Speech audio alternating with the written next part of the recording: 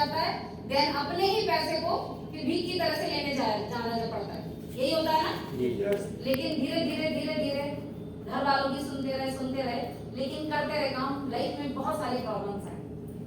घर वालों ने हाथ खड़े कर दिए कि अगर तुम्हें इस काम को करना है तो हमारा और तुम्हारा कोई वास्ता नहीं।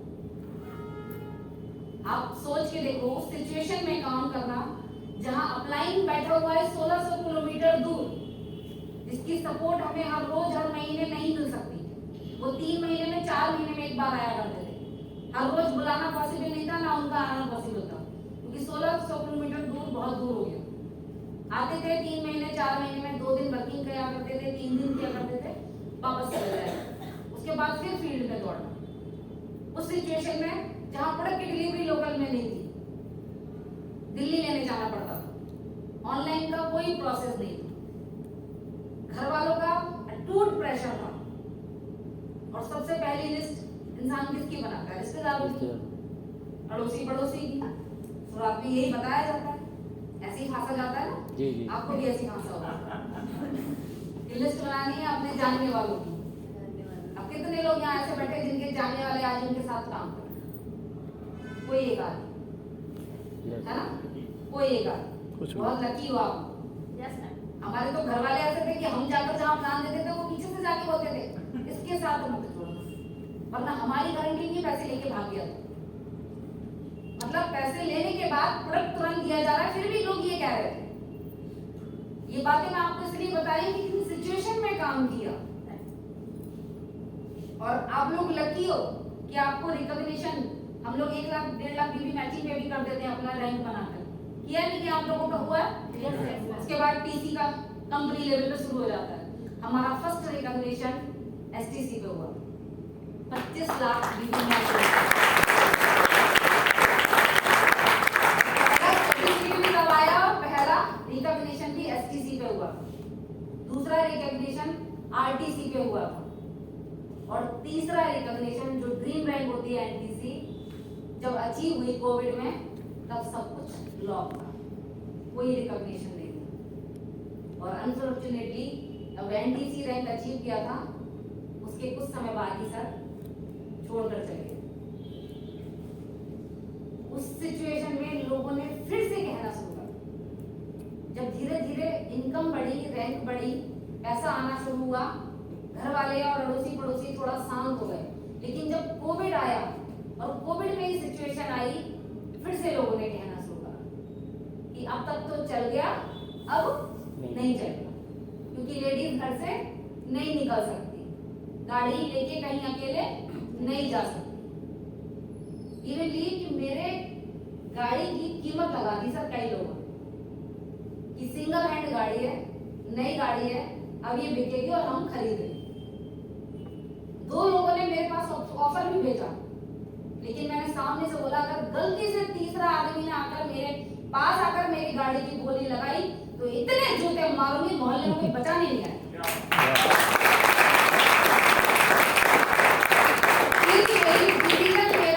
तुम्हारी हिम्मत कैसे हुई कीमत लगाने की? अगर तुम साथ नहीं दे सकते हो तो तुम इतना गंदा सोच कैसे सकते हो? ये उस समाज की बात कर रहे हैं जिस समाज की वजह से हम काम करना छोड़ दें। 90% लोग काम अच्छा है, बिजनेस अच्छा है, प्रोडक्ट अच्छा है, सब कुछ अच्छा है, लेकिन इस डर से काम नहीं करते कि लोग क्या कहेंगे, लोग मेरे बारे में क्या बोलेंगे। क्या लेडीज जॉब नहीं करती है? करती है नहीं करती है? क्या जॉब करती है उसके लिए अपनी ड्रेस कोड नहीं चेंज करती है? करती है ना? क्या जिस स्टाफ में जाके काम करती है वहां सारे लेडीज होती है, जेंट्स नहीं होते हैं, उनसे संपर्क नहीं होता? स्कूल में टीचिंग करती है, सारी महिलाएं होती हैं, जेंट्स होते हैं? फिर इस प्रोफेशन में क्या दिक्कत है? फिर इस प्रोफेशन को हम गलत नजर से क्यों देखते हैं?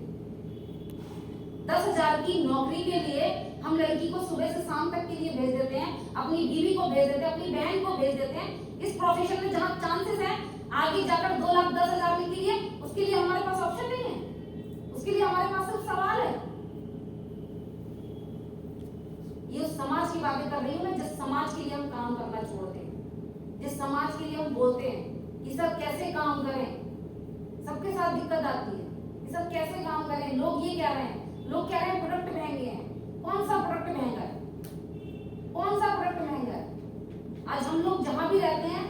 अच्छी क्वालिटी देते हैं या क्वांटिटी देते हैं? क्वालिटी देखते हैं ना। या हम गली की नुक्कड़ की दुकान से मिठाई खरीदते हैं, अच्छे शोरूम में जाके खरीदते हैं? खरीदते हैं ना। ठेले वाले से कपड़े खरीदते हैं या स्टोर में जाके खरीदते हैं? तो कौन सी चीज महंगी है? अच्छी है ना। क्वालिटी दे रहे हैं, क्वांटिटी दे रहे हैं? क्वालिटी दे रहे हैं। तो लोगों के ऐसे ऐसे सवाल आते हैं ना कि आपका जीना मुश्किल कर देते हैं। लेकिन उस सिचुएशन में, और यहाँ तक कि बताऊं, अपने क्या होते हैं, जिन अपनों के लिए हम लड़ते हैं, जिन अपनों के लिए हम काम करना छोड़ते हैं, जिन अपनों के बारे में हम सोचते रहते हैं कि अरे मेरे घर वाले मुझसे दूर हो जाएंगे, अगर मैं ये काम करूंगा मेरे घर वाले ऐसा कहेंगे। जब सर इस दुनिया से गए थे, मेरे कुछ अपनों ने मुझसे एक सवाल करा था कि अब बच्चों की पढ़ाई कैसे चलेगी। और एक ऐसे शख्स ने किया जो पैसे से संपन्न था, उसको क्या बोलना चाहिए था? हम सपोर्ट सही मायने में इसको ये बोलना चाहिए था कि कोई काम नहीं रुकना चाहिए, हम तुम्हारे साथ। मेंटली सपोर्ट तो ये होता है ना, या ये होता है कि एक लेडी जो डिप्रेशन में ऑलरेडी है, जिसके सामने 3 बच्चे खड़े हैं, जिसके सामने उसका हस्बैंड दुनिया से चला गया, उससे हम आकर कह रहे हैं कि अब घर कैसे चलेगा। ये होता है समाज। आज लोग मुझसे कहते हैं कि मैम आप बहुत स्ट्रांग हो। मैं स्ट्रांग हूं नहीं, इन लोगों ने मुझे स्ट्रांग बनाया, क्योंकि मैंने अपनी आंखों से वो सब कुछ देखा जो लेडीज नहीं देखती। क्योंकि हॉस्पिटल से शमशान भूमि तक मैं अकेली एम्बुलेंस में लेके आई थी, और मेरी आंखों के सामने वो सारी चीजें हुई थी। क्योंकि हमारे समाज में लेडीज नहीं जाती शमशान, नहीं जाती। लेकिन वो सिचुएशन ऐसी थी कि एम्बुलेंस में मैं अकेली शमशान तक लेके आई थी, और मेरी आंखों के सामने वो सारी चीजें हुई। कभी भी लाइफ में डिसीजन आपका होना चाहिए। पास हो फेल हो मैटर नहीं करता, मगर डिसीजन हमेशा खुद का होना चाहिए, लोगों का नहीं होना चाहिए। किसी दूसरे के कहने पे हमें अपनी लाइफ का डिसीजन नहीं लेना चाहिए, क्योंकि ऊपर वाले ने जिंदगी हमें दी, किसी दूसरे को नहीं दी। जब उन्होंने इस सिचुएशन में कहा कि रितिका पढ़ाई कैसे बच्चों की होगी, मैंने कहा जैसे चल रही थी वैसे ही हो। वो 2 मिनट के लिए संग रहे। मैंने बोला जैसे चल रही थी वैसे चली। उस समय मेरी एक बेटी ग्रेजुएशन कर रही थी, दूसरी बेटी का 12th था। 6 महीने बाद दोनों का, उसका ग्रेजुएशन क्लियर हुआ, उसका 12th क्लियर हुआ। आफ्टर 6 मंथ मैंने दोनों बेटियों का एडमिशन नोएडा की टॉप यूनिवर्सिटी में कराया।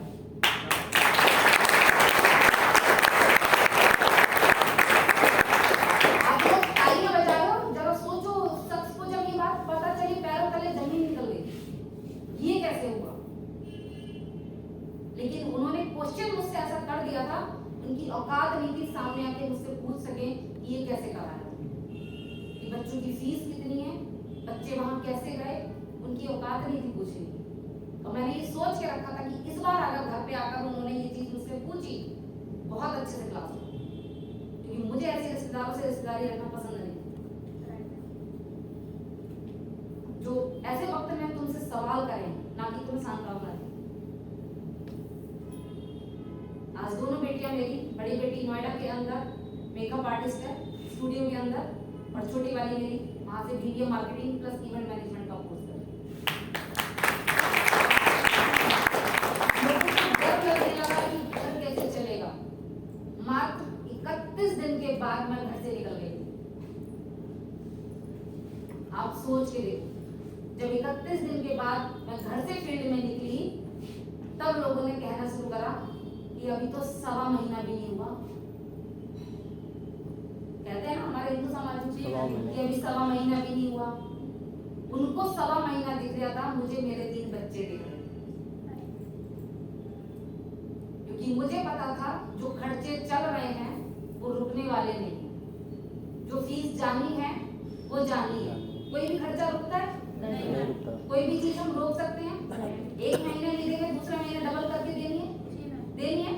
तो वो चीजें उन्हें दिख रहा था कि 1 महीने के बाद घर से निकली, मुझे मेरे 3 बच्चे की लाइफ दिख रही थी, मुझे उनका करियर दिख रहा था।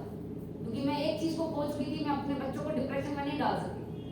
ये अगर कोई भी चीज छूटती, बच्चे मुझसे नहीं कहते, लेकिन कहीं ना कहीं मेंटली तो एक स्ट्रेस आता कि काश पापा होते तो आज मेरी पढ़ाई नहीं छूटती, या आज मैं जो सोच रही थी बाहर जाकर कुछ करना, वो नहीं छूटता।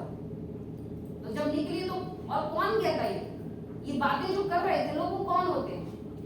वो आपके शहर के कोई बड़े आदमी नहीं होते हैं, उनको घंटा फर्क नहीं पड़ता आपकी लाइफ में क्या हो रहा है। ये आपके अपने ही होते हैं जो आपको बढ़ते हुए देखना नहीं चाहते, क्योंकि खुद बढ़ते नहीं है और हराम को दूसरों को बढ़ने नहीं देते।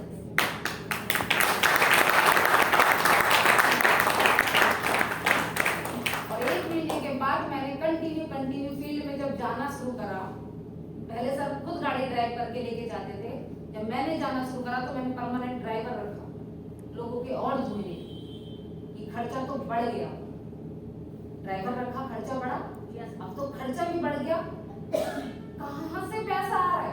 क्योंकि उनको नहीं पता इसकी एबीसीडी कि टीम की पावर क्या होती है, डायरेक्ट सेलिंग की पावर क्या होती है, रैंक की पावर क्या होती है, उनको नहीं पता था। उनके दिमाग में सिर्फ एक चक्रव्यूह, पैसा कहां से आ रहा है। और जिसके दिमाग में ये चक्रव्यूह चल रहा था, मैंने उसको फिर चक्कर में डालने शुरू कर दिया। ड्राइवर भी रखा, फिर बच्चों को भी बाहर भेजा, फिर अपनी इनकम का स्टेटस भी मैंने लगाना शुरू करा। सर जब इस दुनिया से गए थे 1 लाख प्लस की इनकम की, और उनके जाने के 8 महीने बाद मैंने 1,90,000 रुपए वीक की इनकम की।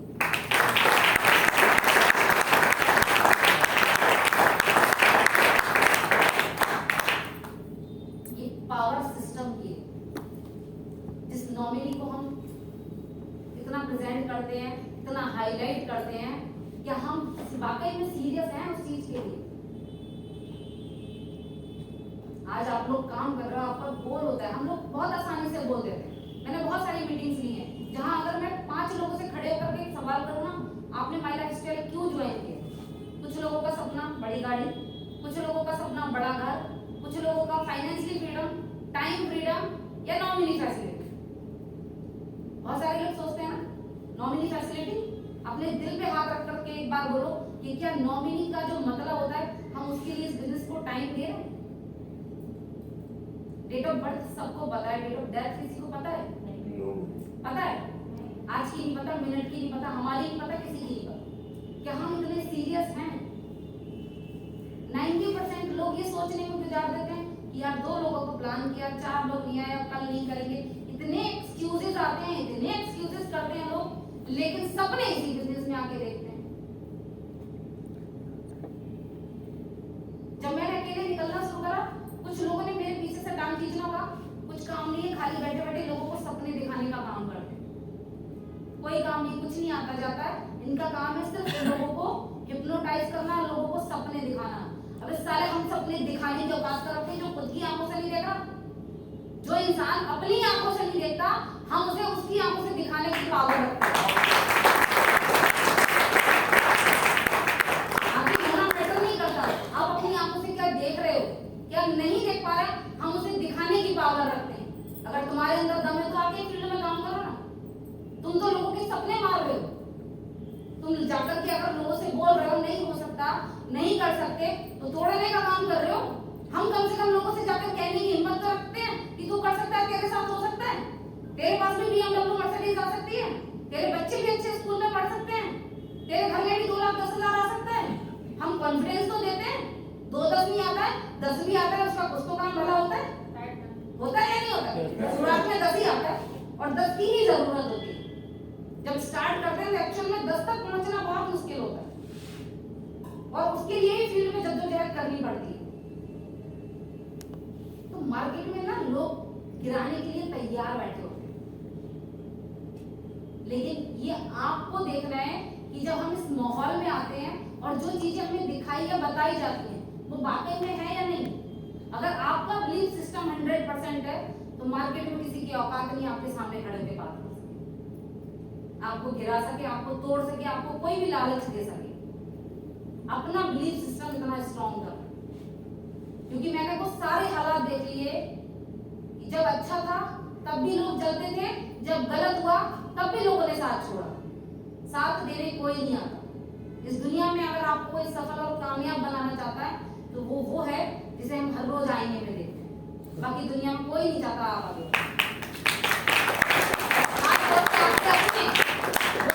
चाहते हैं आप आगे बढ़ो, तरक्की करो, लेकिन उनसे आगे निकलो ये कोई नहीं चाहता। कोई नहीं चाहता। और 2024 तो मेरे लिए बहुत शानदार है, बहुत शानदार है कि 2024 में जब जनवरी आया तो जनवरी के महीने में हमारा 28 जनवरी को ड्रीम डे का प्रोग्राम हुआ था मुंबई के अंदर, जिसमें 1.25 लाख लोग थे। उस प्रोग्राम के अंदर कंपनी की तरफ से मेरे को इन्विटेशन आया, सारा कंपना खर्चा कंपनी ने किया, प्लस कंपनी के स्टेज पे वुमेन एंटरप्रेन्योर का खिताब निखिल जी के हाथों से उनका पावर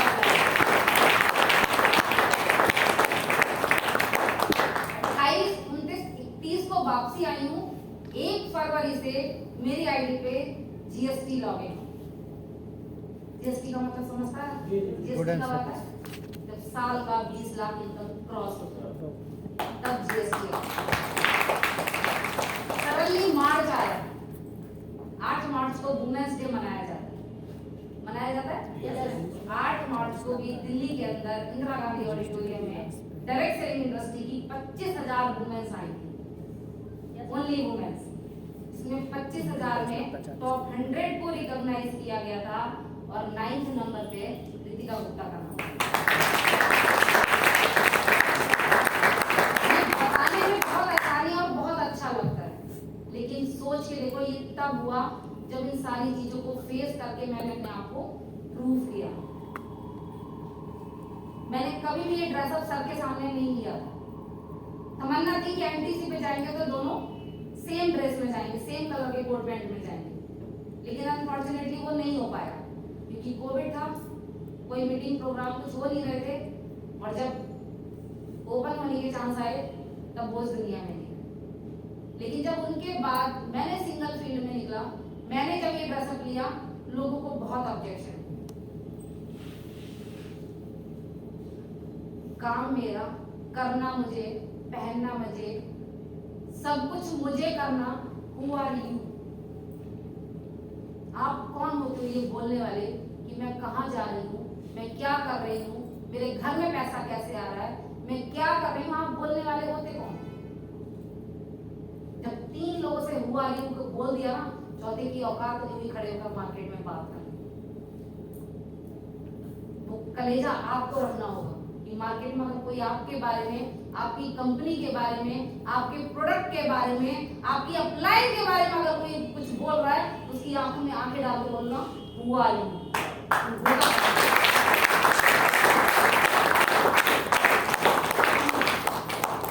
अभी रिसेंटली बात बता रही सर, एक बंदा मेरे घर आया और वो ऐसे ही बोलने लगा, कुछ बातें हो रही थी, जान पहचान में था कि अरे तुम्हारी कंपनी में साले सब ऐसे ही होते हैं। जो मैंने कहा उठ, तू मेरी कंपनी को नहीं मेरी गद्दी को गाली दे रहा, तू दुकान चला रहा, तेरी रोजी को अगर कोई कुछ बोलेगा तू सुनेगा? बोला नहीं, मैंने ऐसा नहीं बोला। मैंने कहा तूने बोला कैसे, तूने बोला कैसे? रोजी है, मेरे घर चल रहा है मेरा उससे, तूने बोला कैसे कंपनी के बारे में? तू जानता क्या कंपनी के बारे में? तूने देखा क्या है? बोला अरे तुम तो भड़के ना, भड़क नहीं गई, उठ के चला गया था, वरना इतना मारूंगी ना कि होश नहीं आएगा तुझे सुबह तक।